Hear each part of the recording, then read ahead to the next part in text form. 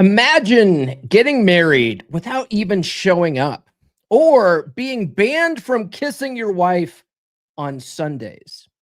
These aren't jokes. They're actual marriage laws still on the books in America.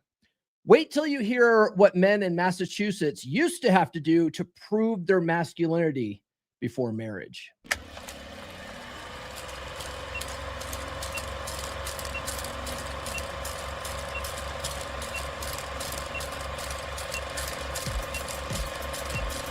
We're going live, baby. We'll do it live. You're listening to the premier podcast for men who want to not only be better with women, but want to be better men in general. This is the Come On Man podcast. And here's your host, Paul Bauer. Paul Bauer. Paul Bauer. Paul Bauer. Paul Bauer. Paul Bauer. Paul Bauer. He is a certified master life coach and NLP practitioner. It's true. It's damn true. Edging that algorithm a little bit this morning, guys. How the hell are you? My parents just celebrated their 50th wedding anniversary over the weekend, and Nurse Chick and I took them out for dinner to celebrate. And it was funny. One of the waitresses asked them what their secret was to staying together for so long, and neither one of them could say anything nice. It was kind of sad and funny at the same time. My dad just kept making jokes about how it's been a 50-year-long battle. It's like, man, and they just both looked, and God bless them too. God bless them, but they just look like worn down. It's just like a war of attrition. It's kind of sad, but yeah. Speaking of marriage, I thought it would be funny to go through some of the dumbest marriage laws still on the books. Now, just because they're on the books doesn't necessarily mean that they're being enforced.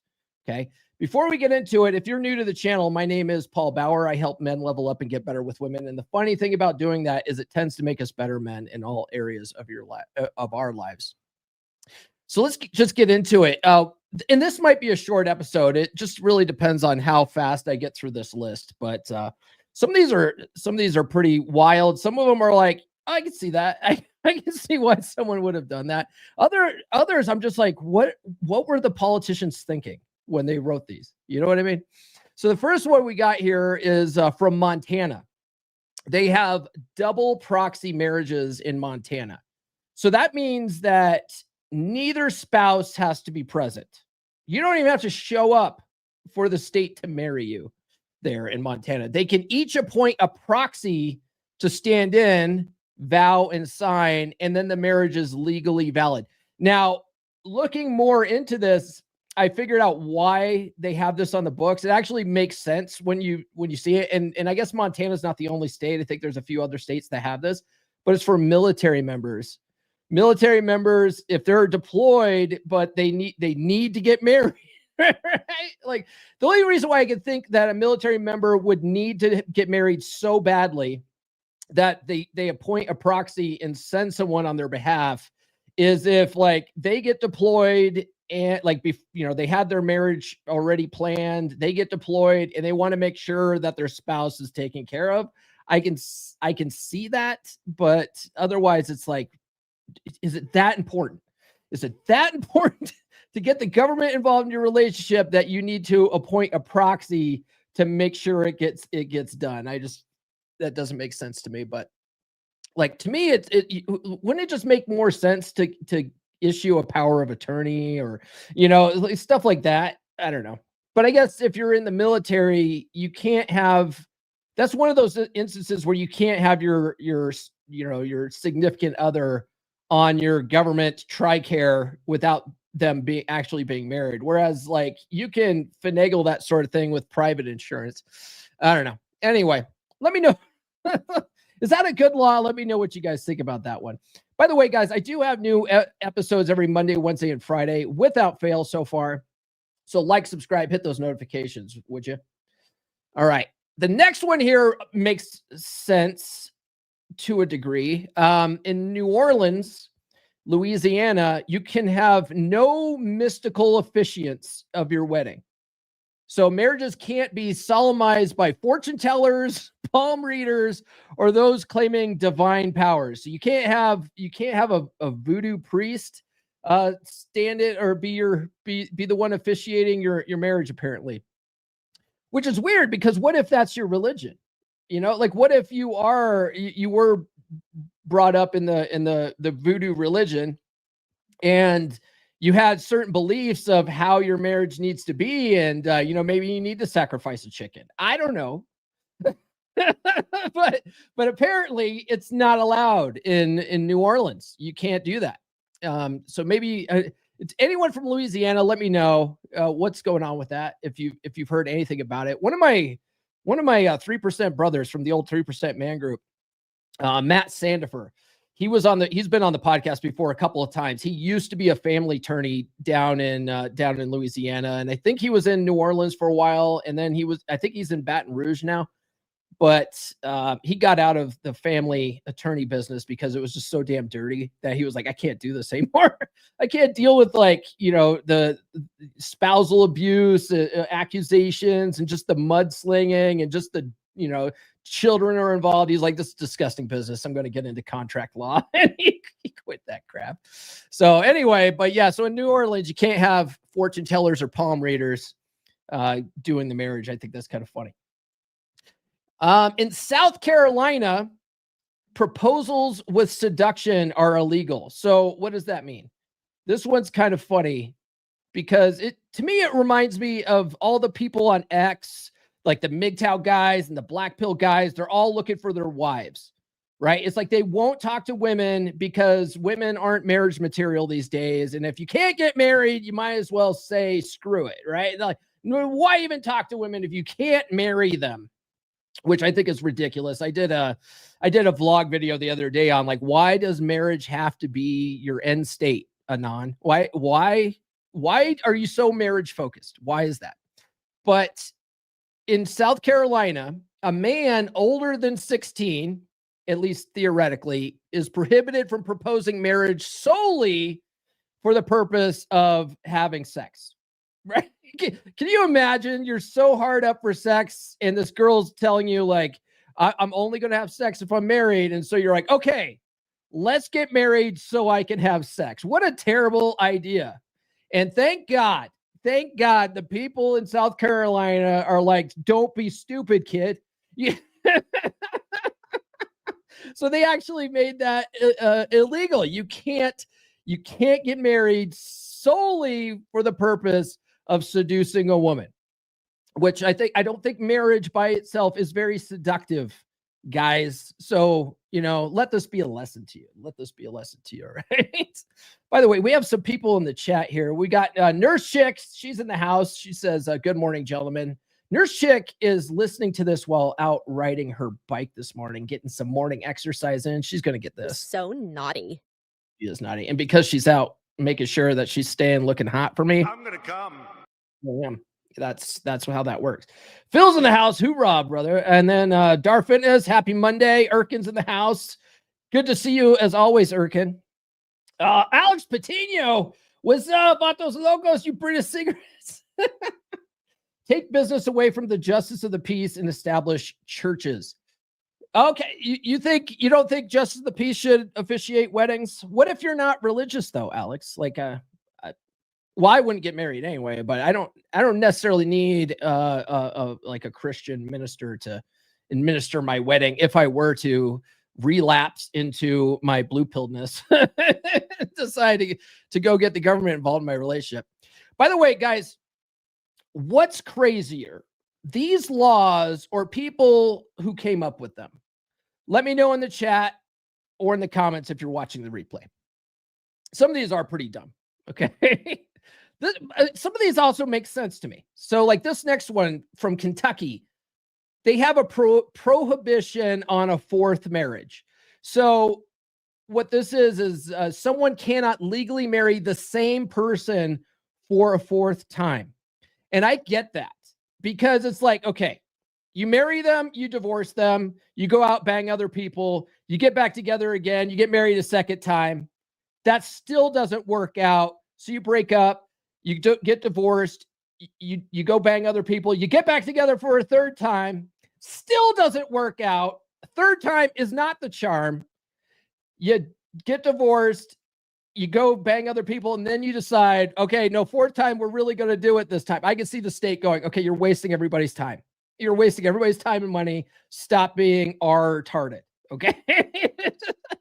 So good for Kentucky for that law. I actually think that was what I think is even funnier for that one is why did they have to come up with that in the first place? How many people are that dumb that they're like, oh, no, this time it's going to work. This time, no, they're my soulmate for real. Like, just stop, dude. Just stop. Okay.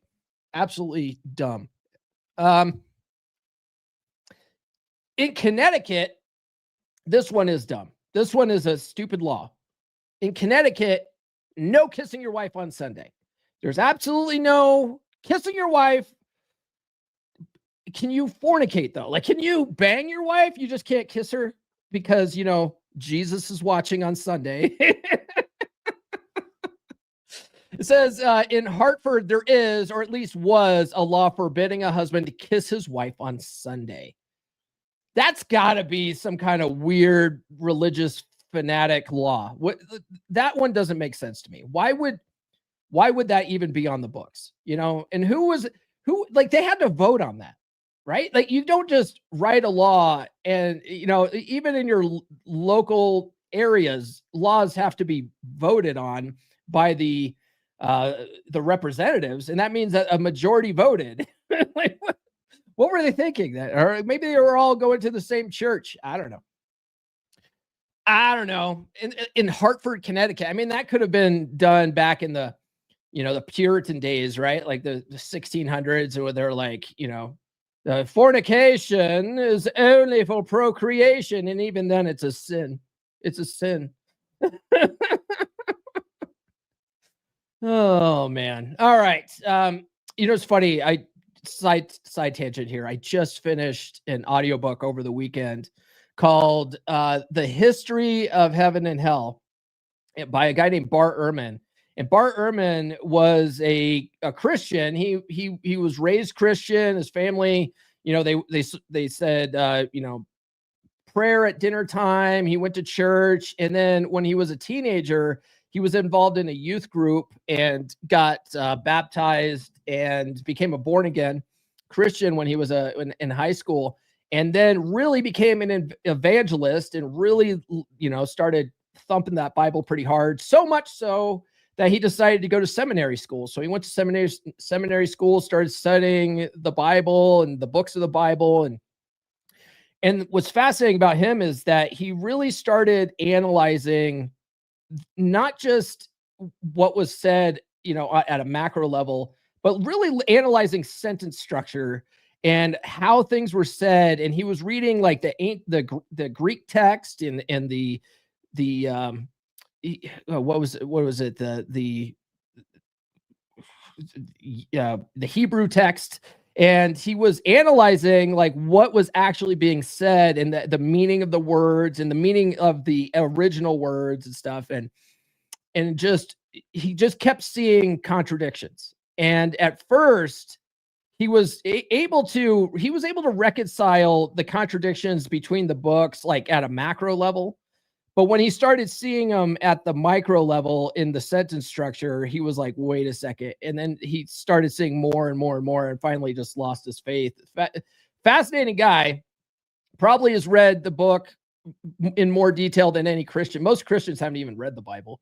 They just believe whatever their minister tells them and stuff like that. So that's kind of fascinating. Some people in religion get so hardcore, you can't even kiss your wife on Sunday. It's fascinating to me. By the way, speaking of wives, if your wife's not kissing you, not because it's Sunday, but because she just doesn't think you're that attractive anymore, I've got a course for that. She used to watch you, hang on your words, crave your presence. Now, she barely notices when you enter the room. And if she does, it's with eyes full of boredom. You've tried being softer. You've tried being sweeter. You've tried everything they said would work. And still nothing. The truth no one wants to say out loud, she doesn't miss you because there's nothing to miss. But what if you can make her feel the fear of losing you without saying a word? This isn't manipulation. It's psychological contrast. It's healthy anxiety. It's passive dread. Rebuild tension, reignite her curiosity, make her jealous of the life you're living without her at the center. You don't chase desire. You become the man it fears losing. Visit dread.fixdeadbedrooms.com now and take the course. Don't wait for her to act different. Take action for yourself. Indeed. Go to dread.fixdeadbedrooms.com and use dread20 to take 20% off until the end of the month, which is rapidly approaching. If you keep saying, I'll do it tomorrow, well, eventually tomorrow never comes. Okay. All you have is right now, Anon. So grab the course. All right. What is Alex saying here? He says, let's see. My question is, why get married at all? Either both want to get together or not. And that's where I'm at. That's where I'm at in life. Nurse chick either wants to be with me or not. And like having the government enforce that, like it's just imprisonment for both of you. And then now the government has to decide how you guys break up. If it's not going to work out, just stop. Just don't make life complicated. Just choose to love each other every day. And then when you stop loving each other, give each other the freedom to fucking walk away. Alex says, just know that the best sex has always been with girlfriends before getting serious. And I couldn't agree more. You got to test drive the car before you buy it, man. There's so many. I've coached so many guys in dead bedroom situations where they were very strict religious, brought up. And so they waited until they got married. They did the right thing. And they were like, yeah, sex is going to be great once we're married. And it turns out, no, like their wives have an aversion to sex because of their religious upbringing. And so their wives, it doesn't get better. You know what I mean? And some of these guys, they had sex before marriage and they thought it would get better because of the religious thing. But no, it's just their wives just didn't like him that much, right? Yeah, you got to test drive the car before you buy it. You don't put a ring on it if you're already in a shitty sex situation. It's a terrible idea. Okay, so moving on with this list here, we have Truro, Massachusetts. You must kill birds to prove masculinity before marriage. This is a funny one. So in the town of Truro, a prospective groom must kill either 6 blackbirds or 3 crows before being allowed to marry. And I'm wondering what that's all about. Like, do they have a crow problem? They're like, we have just too many fucking crows. And like, here's the solution to it. All these dudes want to get married because all these guys are so marriage focused. Let's make them kill some fucking birds before we allow them. Or it's just like, it's a test of skill. Okay. You don't deserve to marry my daughter until you can kill 6 birds. Like, it's just, who comes up with this shit? I don't know. In Wyoming, bad news for guys in Wyoming. And Cappy used to live in Wyoming for a while, so this kind of makes sense. But marrying first cousins is restricted by age and infertility. So, wait a second, hold on. So in Wyoming, and there's a variation of this in certain states, but first cousins may only marry if one is infertile or if one is 55 or older. So they're like, yeah, we'll let you marry your cousin. But she's got to be infertile, which means you guys can't procreate. So you don't have any weird, children with 3 arms or something. Or she's 55 plus, so she can't have kids either. So it's all about, sure, go ahead and bang your cousin as long as you guys aren't procreating, I guess. The singer Jerry Lee Lewis, the guy who sings Great Balls of Fire, he married his cousin. Isn't that weird? That's weird. And I think she was like 13 years old or something when he married her. So that's gross. To me, that's gross. By the way, guys, if you get value out of any of these episodes, this is totally a goof off episode. You guys aren't going to learn anything from this episode. It's just fun today. Do send super chats though if you're enjoying the show. Okay. In Kansas, mistreating your mother-in-law is grounds for divorce. So it's sometimes which I mean, I don't, why wouldn't it be, right? If like, let's say nurse chick started being a bitch to my mom, I that to me would be like, why are we still together? You you know what I mean? Although that's very common. My ex-wife and my mom never got along. And I was always trying to stay out of it. You know, I was like, I don't, and they both wanted me to take each other's sides, and they both were mad at me that I wasn't taking their sides. This is a problem with mother-in-laws, though. You know what I mean? So, but it says sometimes cited as a weird law, though most folklore, though more folklore than practice, it is sometimes referenced as a legal ground. And then, let's see here. I've also read that in on another site, though, that Kansas said it wasn't grounds for divorce. So I don't know. I don't know which one's which. Maybe some attorney can comment or something to let us know what's really going on in Kansas. Is it or isn't it grounds for divorce? I don't know. I mean, most states are no fault anyway. You know what I mean? Like most states are no fault divorce anyway these days. So it's like some of these things are just pointless. It's like you could just wake up one morning and decide you don't, yeah, you know what? I just don't like her anymore, you know, and just go file for divorce. Although most guys aren't doing that. You know, women are doing that shit. Most guys aren't doing that. Most guys are happily just living lives of quiet desperation going, yeah, this is how life is. I'm supposed to be miserable. We had a couple of kids. I'm miserable now. This is how life's supposed to be, right? Okay. In Nebraska, I think this is a good one, you know, like even in marriage, people deserve a little bit of privacy, I think, right? Especially if you're banging side chicks and you're corresponding with them with mail, and you don't want your wife reading that. Like, that's not for her, okay? That's for the side chicks. But anyway, in Nebraska, wife opening husband's mail is a felony.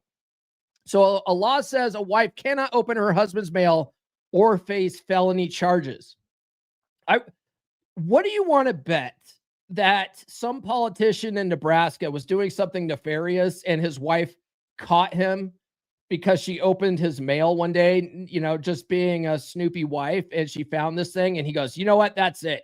That's it. I'm making a law that if your wife opens your mail, it's a felony and she can go to fucking prison for doing it. Right? Like, how do you think that became a law? Let me know what you guys think about this. Hey, Jerry sent a $10 super chat for the memories. Thanks, brother. I'm gonna give him this one here.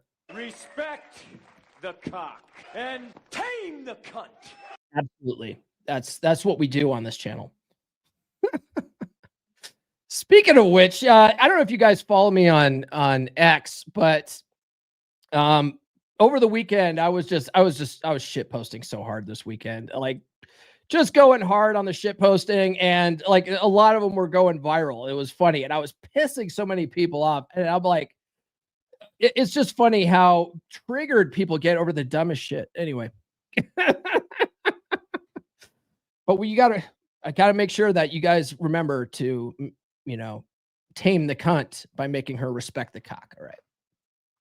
Okay. By the way, guys, this Thursday is going to be our Wolfpack hangout. Hold on. Where is it? There it is. Wolfpack. Thursday is going to be our Wolfpack hangout. We'd love to have you guys on the call with us. Bear club? Not anymore.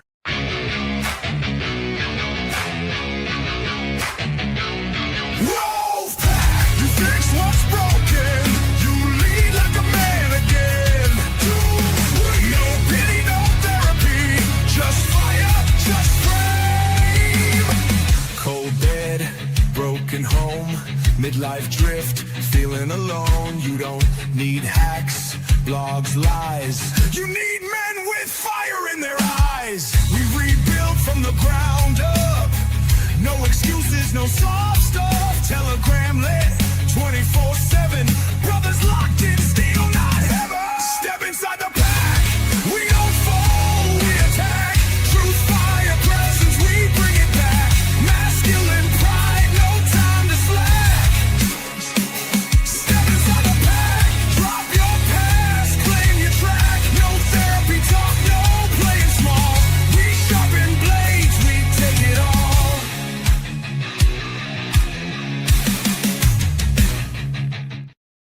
too sweet for that one. By the way, guys, I am offering, if you guys take the Passive Dread Blueprint, there is an option that now pops up. I just added it this morning where you can get into the Wolf Pack for 20% off. And that's for the lifetime of your membership. So if you go ahead and take the Passive Dread Blueprint, you've been thinking about joining the Wolf Pack, get those and then get in the Wolf Pack for 20% off. Okay. The next one we have here is from Michigan.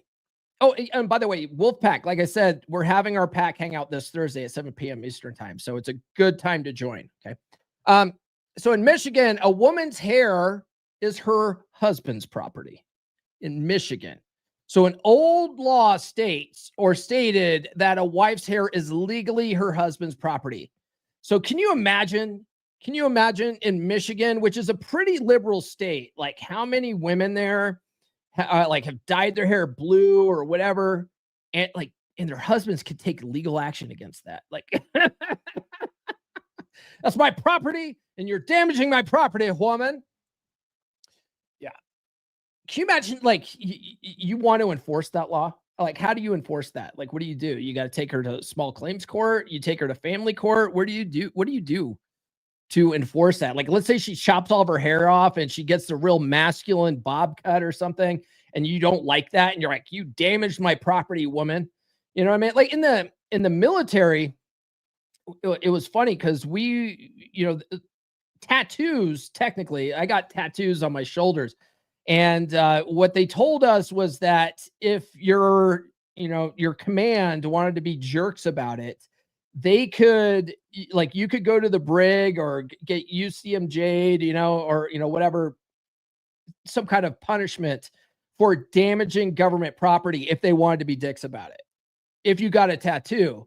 So I wonder if it's very similar there in Michigan. Like, your wife cuts her hair off, you don't like it, you can take her to court and like have some kind of infraction added to her. I don't know. I wonder how that works. A lot of these I don't think are enforceable. You know what I mean? I think like some of these you would take them to court and then the judge would rule it as a dumb law and not enforce it. And now you have case law that contradicts the state law, and case law typically trumps that, right? And then the process becomes appeals courts until it goes up to the Supreme Court, and then the Supreme Court rules it as unconstitutional. Like that's how that stuff typically works. In Montana, you can this one's very similar. You can do a double proxy marriage in Montana too. That's funny. What was the other one that could do a double proxy marriage? Oh, I have that here twice. Damn it. I guess there's only going to be 19 dumb marriage laws, guys. I apologize for the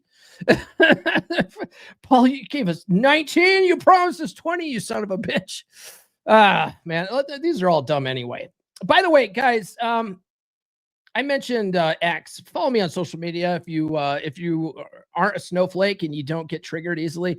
I post a lot of misogynistic shit. If you enjoy good misogynistic content, well then by God, follow me on social media. But there's a method to my madness. A lot of that stuff isn't because like I hate women. A lot of people think I hate women. I actually love women, but I do think they're goofy bastards, and I think it's fun to poke fun at them. And it turns out that if you don't take women so goddamn seriously, you actually end up being better with women, right? Because you handle their shit tests and all this stuff if you don't take them seriously. And so that's really what I'm trying to teach you guys. But man, fucking people get triggered. They get so triggered. So watch this morning, Fort Worth Playboy on X. If you guys don't follow him, he's got great content. I posted something about some young chick posted her abs online, and she was talking about her ab journey or whatever. So of course I take her picture of her abs, and then I take a picture of a postpartum woman with like stretched out skin around her abs. And I was like, see guys, be more like her. Like ladies, be more like her. Don't be all a shriveled up old bag like this lady over here. Fucking Fort Worth Playboy's like, keep stirring that pot, bro. Like, yeah.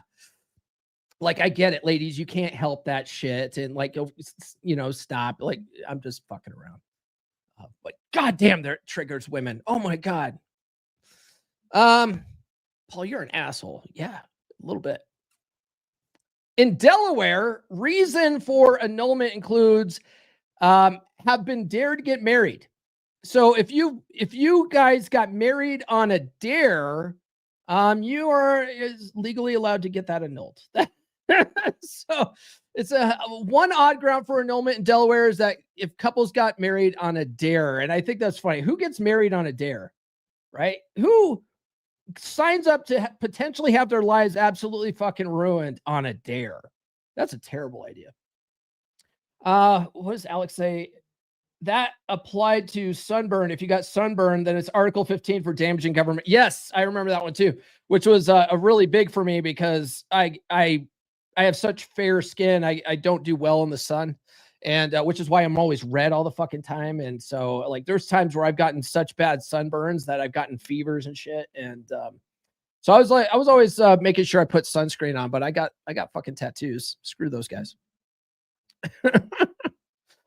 In Salem, Massachusetts, Salem, Massachusetts, it is or was illegal for married couples to sleep naked in a rented room together. So, so if you were staying out in a hotel in town, you couldn't sleep naked. You can't sleep naked with your wife. It's against the town law. Okay, but how are they catching you? You know what I mean? Like, do they have cameras in the room? They're like, you better not be fucking sleeping naked in here, you you sinners. It's like, but we're married. How is that a sin? I don't get it. Fornication is illegal under the eyes of God. I don't get it. Oh man. You know that I going back to religion, because I was talking about how I read that book, that the Heaven and Hell, the history of heaven and hell. It's really fascinating how like you go through all that stuff, and like a lot of the doctrine that's in the Christian faith didn't, like, Jesus didn't say any of it. Like, he didn't say any of this shit, right? And it was at least it wasn't recorded in you know that he said it. A lot of that stuff was Paul, and then like later people, like hundreds of years later, just coming up with shit, right? Like, you know, oh, the pleasures of the flesh is this evil fucking thing. And I don't know, like, especially when it comes to marriage, you know, like, you know, sex within a marriage. And I don't know, it's fascinating. It's fascinating stuff. I'm not saying don't be Christian. Okay, guys, like, don't twist my words here. Okay. I just think it's fascinating when you actually like read the text, like what's actually being said and who said what. Where are we at here? By the way, guys, if you want to work with me one-on-one, you can book a call by going to call.fixdeadbedrooms.com. Like, Paul, you're a fucking sinner. I'm not calling you. Fine. All right. Call your priest and see what kind of marriage advice he gives you. In California, there's no statutory minimum age for marriage when parental consent or judicial approval are obtained. Meaning minors under 18 can still legally marry in some circumstances. The only circumstance I can see where people would want their underage child to be married is if, like, there's a pregnancy involved. That's the only thing I could see. Otherwise, it's fucking gross. Like, what are we talking about here, California? Right? And how old is that law? Right? Is that some new liberal, you know, bullshit? Or is that like an old law based on a teenage pregnancy and then marrying her off? Like, what is it about? What is the backstory on that? I'm wondering. If anybody knows, drop it in the comments, okay? In some states, they require a minimum weight or age for a marriage gift. So a marriage gift has a minimum weight or age. You know, a woman fucking wrote this law. Marriage gifts must meet a minimum weight or age for a marriage gift. So like a candy box, right? So for instance, in old odd laws, a man must give his sweetheart a box of candy of a certain massive weight as part of marriage. You know, a woman wrote that shit. A woman wrote that law. She's like, I want fucking chocolate, and we're gonna put this into the fucking law. That stupid. Let's see here. Some states, bachelors must be called master instead of Mr., which is weird. I don't think anyone's calling each other master anymore. Like Master Alex Patino in the chat here. Alex says, I would venture to say that the early Christians were actually more Jewish until Christianity was finally hijacked by more liberal Roman, like Hellenic Jewish, and finally Gentiles took over. Yeah, that sounds historically accurate. It sounds like China's bride gift laws. Yeah, that does, doesn't it? Maybe the Chinese wrote those laws. Okay, so going back to being called master. Which I think is weird, but in Illinois, there was an old statute requiring unmarried men to be addressed as master. So isn't that fascinating? An unmarried guy is called master, but a married guy is called Mr. Why? Like, I would rather be a master, right? Like, doesn't that sound better than a Mr.? I don't get it. It's stupid. It's kind of like Mrs., Ms., and Miss, right? I don't know. In Tennessee and Mississippi, yeah, this is going to be a short episode. In Tennessee and Mississippi, these states leave a lot up to the county clerk. So if the clerk thinks you or your betrothed are drunk, insane, or an imbecile, you may be out of luck. The county clerk may deny your right to marry. They're like, no, you're too much of an idiot to get married, right? Like, maybe that's a good thing. You know what? Honestly, if you guys, there's a really good book. A guy that was an acquaintance of mine. He went by the name of Retired Goat on TikTok, and maybe some of you guys have heard of him because he used to have a really big following. This is like 4 years ago now. He had a huge following when I was first getting on TikTok, and he wrote a book. Let me see if I could find it here if you guys want to read this. I don't think it's available in audio book. Let's see here. And it's called Dilligaff. Let's see. Dilligaff, Truth About Marriage in the USA. Come on, Amazon. I heard AWS is having problems. Yeah, let's see here. Dilligaff, Truth About Marriage. Yeah, Amazon's like really slacking today. I think I've heard that their AWS is having, yeah, I can't even fucking search on Amazon right now. Anyway, when Amazon gets their shit together, do a search for Dilligaff, which is an acronym for Do I Look Like I Give a Fuck? And he's a military guy. He was a SEAL or something, and so of course he's got that sort of pointless title. I love the guy, but the title is pointless. It's like, dude, if you don't understand how important titles are of books, to sell books, like no one's going to find your book if it's called Dilligaff and it's about marriage in the United States, right? So anyway, he really did a shitload of research on this, and there's really amazing statistics in there. And one of the things that he talked about was the reason why marriage licenses were even issued. They weren't even issued by the state until about 1929, according to his book. And one of the big reasons for it is to keep white people from marrying black people and Indians, is why they started issuing marriage licenses. It was so that like the county clerk could decide who got married and who didn't. And then it was also a way for states to start monetizing relationships. So fun fact. Before that, it was all just handled by family or churches. It was just, you had a wedding, a minister would homina domina you, and now you would proclaim yourselves as married. And that was it. It was handled privately. Okay. Tennessee and Mississippi. These states leave a lot up to, we talked about that one already. Delaware. When couples file for an annulment, along with the basic reasons such as marrying without the capacity to consent, under duress, or with fraudulent this goes back to this is another one. So I guess I only have 18 dumbest marriage laws because this is the same thing. It's also because of a jest or a dare, right? And then Arkansas, briefly for a few months of 2007 to 2008, anyone under the age of 18 could get married with parental consent no matter their age. Originally, the law was meant for teenagers who became pregnant to get married. Okay, so that sounds a lot like California's law. So originally, the law was meant for teenagers who became pregnant to get married if they had their parents' approval. However, lawmakers forgot to put the age minimum.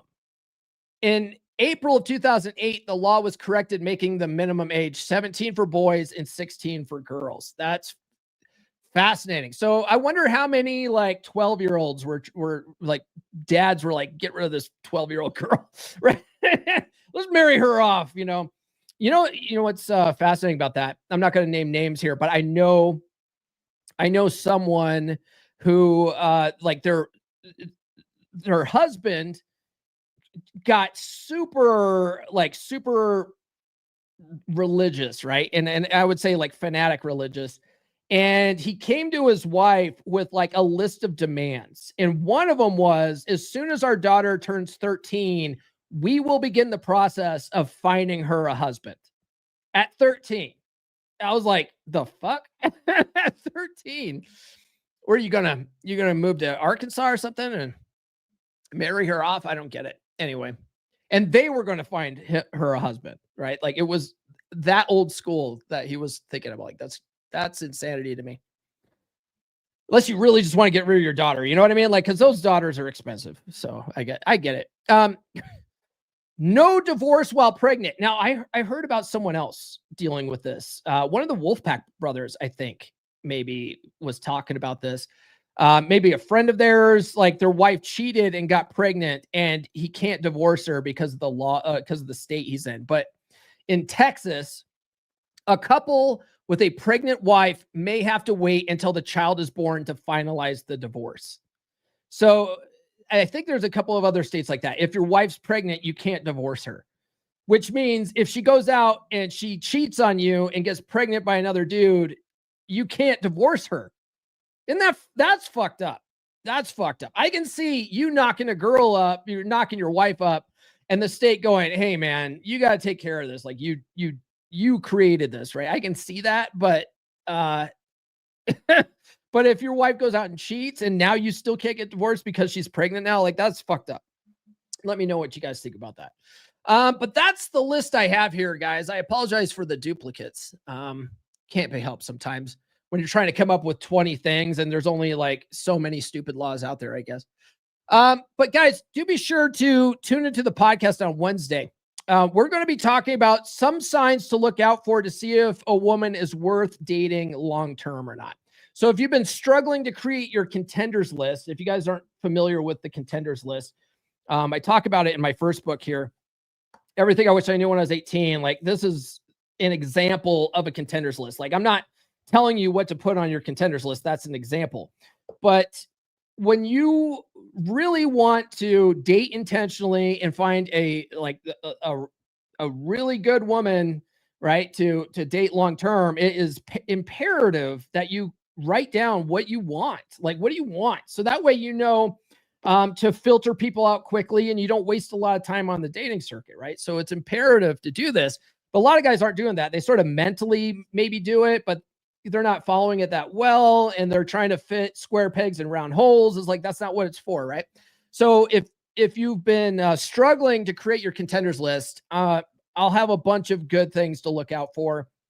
But here's the thing with contenders lists. They are subjective to you.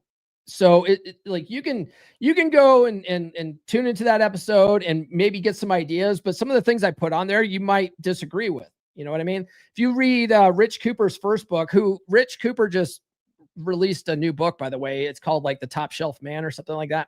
I haven't got it. I'll wait till the audiobook to get that. But his first book, he has a list of 20 red flags in a woman, right? And his red flags are pretty subjective. You know what I mean? Like one of the things he has on there is if she's got tattoos, right? And that's pretty common in the red pill space. Don't get women with tattoos. They're damaged goods, but I like tattoos on chicks. Like I dig that. So for me, that's not a red flag. That's a fucking green flag all the way. So anyway, it's subjective, but tune in. It might give you some ideas. All right. What do we see here? Erkin says, apparently they assume that she got pregnant with her husband. Well, I'm sure that's what the assumption is, but it also impacts guys whose wives have cheated. Like that's what I think it was one of the guys in Wolfpack was telling me about that. Yeah. And they didn't foresee how evil women could be. Well, most people don't. Most people think that men are the corruptors and women are these pure, innocent creatures, right? That's men's ideological fantasy about women, at play. And men have these, Madonna whore complexes where they think, oh, well, we're not talking about those Jezebels. We're talking about married women. Like these are pure women, right? No, married women cheat all the time. They're like, stop, stop it, guys. That's where red pill comes in, because it fucking removes the fantasy, and it's like, this is how women operate. Don't hate them for it, right? This is their nature. They can't help it, but don't hate them for it. But this is how they operate, and like people lose their mind. Like, you fucking hate women. It's like, no, actually, I love them for who they are. Like, you're the one that has this bullshit fantasy. Anyway. All right, guys, that's all I got. Do be sure to like, subscribe, hit those notifications. I do have new episodes every Monday, Wednesday, and Friday. I hope you guys had fun today. It's a Monday. You guys deserve a little bit of fun, right? But make sure you like, subscribe, hit those notifications. I have new episodes, and we will see you guys on Wednesday. This has been the Come On Man podcast. Now, go out and get it.